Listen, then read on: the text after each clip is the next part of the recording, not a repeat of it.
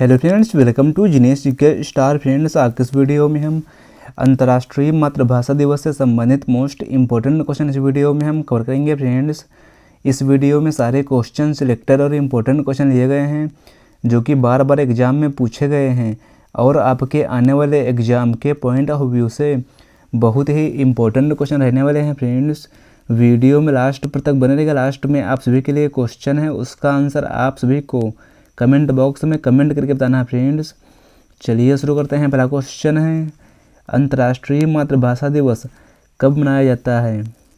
देखिए, अंतर्राष्ट्रीय मातृभाषा दिवस मनाया जाता है, सही आंसर है ऑप्शन बी, प्रत्येक वर्ष 21 फरवरी को मनाया जाता है।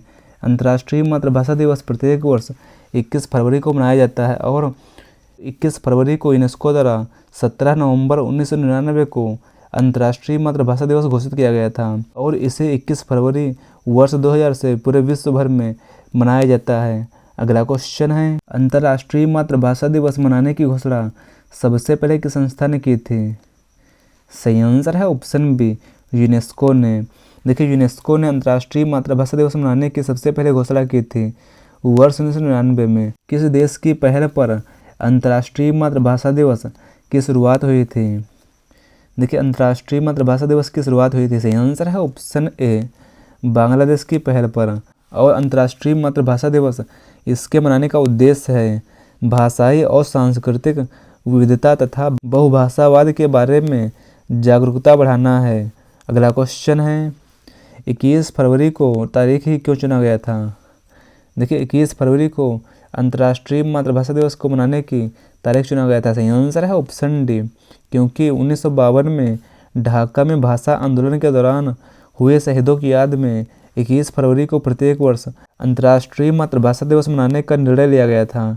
अगला क्वेश्चन है, संयुक्त राष्ट्र महासभा ने औपचारिक रूप से अंतर्राष्ट्रीय मातृभाषा दिवस को कब स्वीकार किया गया था? सही आंसर है ऑप्शन बी, वर्ष 2002 में। अगला क्वेश्चन है, मातृभाषा यानी मदर टंग का क्या अर्थ है? देखिए, मातृभाषा यानी मदर टंग का अर्थ है, सही आंसर है ऑप्शन बी, वह भाषा जो बच्चा अपने परिवार और परिवेश से सबसे पहले सीखता है, मातृभाषा कहलाती है। भारत में राष्ट्रीय हिंदी दिवस कब मनाया जाता है? देखिए, भारत में राष्ट्रीय हिंदी दिवस यह मनाया जाता है, सही आंसर है ऑप्शन डी, प्रत्येक वर्ष 14 सितंबर को राष्ट्रीय हिंदी दिवस मनाया जाता है। और अगर बात करें विश्व हिंदी दिवस, तो विश्व हिंदी दिवस प्रत्येक वर्ष 10 जनवरी को मनाया जाता है। अगला क्वेश्चन है, विश्व हिंदी दिवस कब मनाया जाता है? विश्व हिंदी दिवस प्रत्येक वर्ष मनाया जाता है, सही आंसर है ऑप्शन ए, 10 जनवरी को। अगला क्वेश्चन है, यूनेस्को के अनुसार दुनिया की लगभग कितनी प्रतिशत भाषाएं लुप्त होने के कगार पर हैं? सही आंसर है ऑप्शन सी, 40% भाषाएं यह लुप्त होने की कगार पर हैं। अगला क्वेश्चन है, अंतर्राष्ट्रीय मातृभाषा दिवस 2026 की थीम क्या है? देखिए, अंतर्राष्ट्रीय मातृभाषा दिवस 2026 की थीम है बहुभाषी शिक्षा पर युवाओं की आवाज़। भारतीय संविधान की किस अनुसूची में 22 प्रमुख भाषाओं को शामिल किया गया है? देखिए, भारतीय संविधान में 22 प्रमुख भाषाओं को शामिल किया गया है 8वीं अनुसूची में, सही आंसर है ऑप्शन बी, 8वीं अनुसूची में यानी 8th शेड्यूल में। अगला क्वेश्चन है, भारत की शास्त्रीय भाषा यानी क्लासिकल लैंग्वेज का दर्जा पाने वाली पहली भाषा कौन सी थी? देखिए, भारत की शास्त्रीय भाषा यानी क्लासिकल लैंग्वेज का दर्जा पाने वाली पहली भाषा है तमिल है, सही आंसर है ऑप्शन बी, तमिल भाषा। इसको वर्ष 2004 में शास्त्रीय भाषा के रूप में दर्जा मिला था। अगला क्वेश्चन है, विश्व में सर्वाधिक बोली जाने वाली तीसरी भाषा कौन सी है? विश्व में सर्वाधिक बोली जाने वाली तीसरी भाषा है, सही आंसर है ऑप्शन सी, हिंदी है। और अगर बात करें विश्व में सर्वाधिक बोली जाने वाली भाषा पहले स्थान पर कौन सी है, तो पहले स्थान पर है अंग्रेजी है और दूसरे स्थान पर है मंदारिन और तीसरे स्थान पर हिंदी है और चौथे स्थान पर है स्पेनिश और 5वें स्थान पर फ्रेंच और 6ठे स्थान पर है अरेबिक और 7वें स्थान पर बंगाली है और 8वें स्थान पर है रसियन है और 9वें स्थान पर पुर्तगीज है। अगला क्वेश्चन है, भाषा लिखने के लिए इस्तेमाल होने वाले चिन्हों को क्या कहते हैं? देखिए भाषा लिखने के लिए इस्तेमाल होने वाले चिन्हों को कहा जाता है। सही आंसर है ऑप्शन बी, लिपि यानी स्क्रिप्ट कहा जाता है। हिंदी भाषा की लिपि क्या है?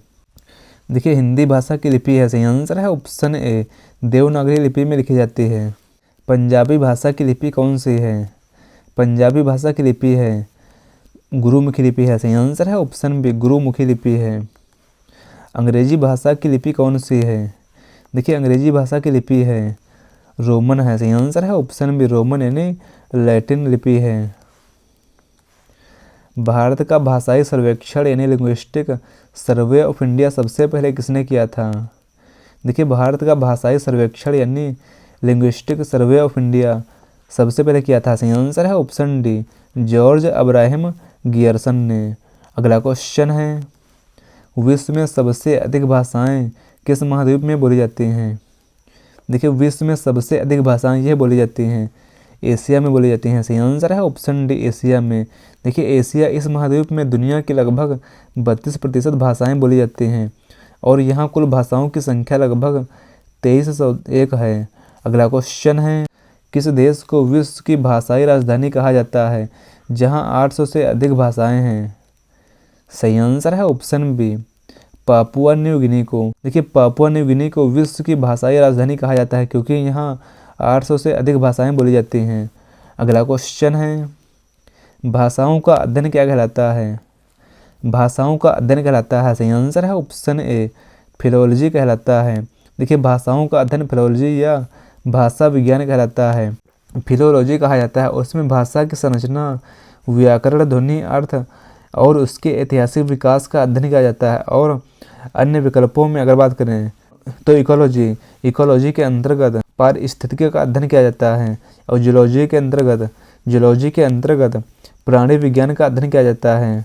अगला क्वेश्चन है, यूनेस्को की लुप्त प्राय भाषाओं की एटलस इंडेंजर्ड लैंग्वेजेस के अनुसार भारत की कितनी भाषाएं खतरे में हैं? देखिए यूनेस्को की लुप्त प्राय भाषाओं के एटलस में खतरे में भाषाएं हैं। सही आंसर है ऑप्शन बी, 197 से अधिक भाषाएं खतरे में हैं यानी लुप्त प्राय हैं। बहुभाषावाद यानी मल्टीलिंगुअलिज्म के क्या फ़ायदे हैं? देखिए बहुभाषावाद यानी मल्टीलिंगुअलिज्म के फ़ायदे हैं। सही आंसर है ऑप्शन डी, उपरोक्त सभी। बहुभाषावाद के फ़ायदे हैं बेहतर संज्ञानात्मक विकास यानी ब्रेन डेवलपमेंट और सांस्कृतिक समझ में वृद्धि और बेहतर रोजगार के अवसर। अगला क्वेश्चन है, मातृभाषा में शिक्षा को देने का क्या लाभ है? देखिए मातृभाषा में शिक्षा को देने का लाभ है, सही आंसर है ऑप्शन डी, उपरोक्त सभी। मातृभाषा में शिक्षा को देने का लाभ है बच्चा जल्दी और बेहतर समझता है और आत्मविश्वास बढ़ता है और अपनी संस्कृति से जुड़ाव रहता है। ब्रेल लिपि यानी ब्रेल स्क्रिप्ट किसके लिए उपयोग की जाती है? देखिए ब्रेल लिपि यानी ब्रेल स्क्रिप्ट यह उपयोग की जाती है। सही आंसर है ऑप्शन बी, दृष्टि बाधित लोगों के लिए। उर्दू भाषा की लिपि कौन सी है? सही आंसर है ऑप्शन बी, नस्तालिक, अरबी और फारसी लिपि है। अगला क्वेश्चन है, दक्षिण भारत की भाषाएं किस भाषा परिवार यानी लैंग्वेज फैमिली से संबंधित हैं? देखिए दक्षिण भारत की भाषाएं यह संबंधित है। सही आंसर है ऑप्शन ए, द्रविड़ से संबंधित है। उत्तर भारत की अधिकांश भाषाएं किस परिवार से हैं? देखिए उत्तर भारत की अधिकांश भाषाएं ये हैं। सही आंसर है ऑप्शन बी, इंडो आर्यन भारोपीय परिवार से हैं। बोडो, डोगरी, मैथिली और संथाली को किस संविधान संशोधन द्वारा जोड़ा गया था? देखिए बोडो, डोगरी, मैथिली और संथाली को जोड़ा गया था। सही आंसर है ऑप्शन सी, 92वां संविधान संशोधन द्वारा। देखिए बोडो, डोगरी, मैथिली, संथाली को जोड़ा गया था 52वें संविधान संशोधन द्वारा 2003 में। अगला क्वेश्चन है, कोंकणी किस राज्य की मुख्य भाषा है? देखिए कोंकणी यह मुख्य भाषा है। सही आंसर है ऑप्शन डी, गोवा राज्य की मुख्य भाषा है। मलयालम किस राज्य में बोली जाती है? देखिए मलयालम भाषा यह बोली जाती है। सही आंसर है ऑप्शन बी, केरल राज्य में बोली जाती है। तेलुगु किस राज्य की राजकीय भाषा है? तेलुगु यह राजकीय भाषा है। आंध्र प्रदेश और तेलंगाना की राजकीय भाषा है। भाषाई आधार पर गठित होने वाला भारत का पहला राज्य कौन सा था? देखिए भाषाई आधार पर गठित होने वाला भारत का पहला राज्य है आंध्र प्रदेश। सही आंसर है ऑप्शन ए आंध्र प्रदेश। और यह वर्ष 1953 में भाषाई आधार पर गठित होने वाला पहला राज्य है। अगला क्वेश्चन है, यूनेस्को का मुख्यालय कहाँ है? देखिए यूनेस्को इसका मुख्यालय है, सही आंसर है ऑप्शन सी पेरिस फ्रांस में है। यूनेस्को का मुख्यालय फ्रांस की राजधानी पेरिस में है।